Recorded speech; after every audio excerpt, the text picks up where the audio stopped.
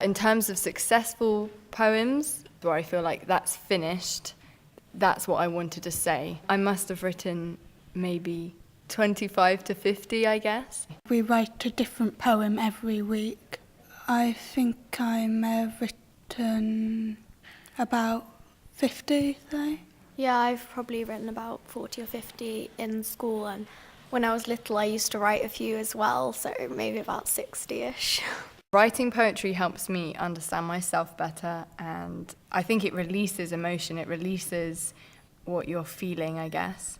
The first poem that I wrote was called The Angel's Diary, and it was kind of exploring my ideas of being confused in society. I used to go to a private faith school, so coming to Oxford Spires Academy to do my A-levels, it was a totally different environment.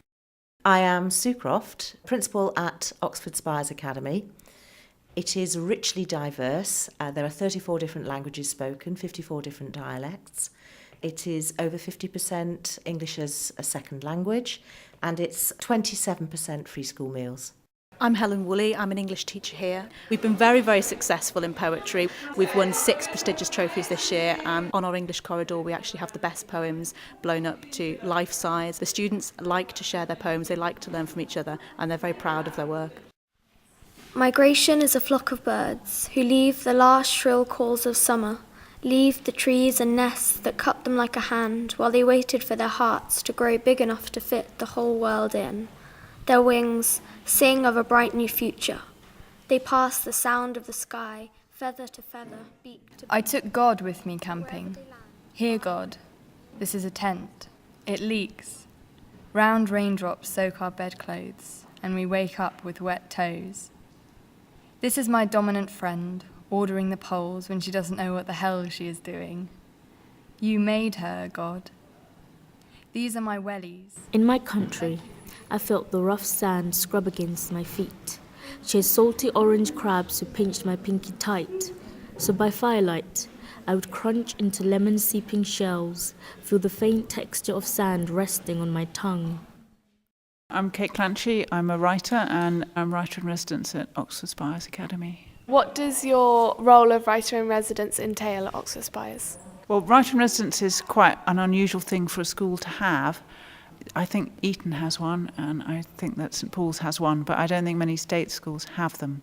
So I was first sent here by the charity First Story, and they place writers in residence in challenging schools.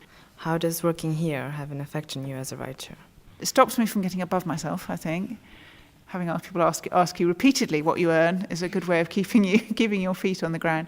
And this school is very, very rich in stories. We've got a majority of students who aren't white British, a lot of refugee students. They've got incredibly rich life stories, an incredible amount to tell me. And also because they come from different languages, they use English in very unexpected ways. So I think I'm always being renewed.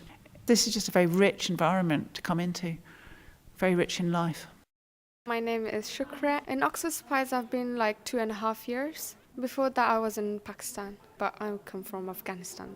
I did kind of speak English, but not too well, not too good. My Hazara People by Shukriya.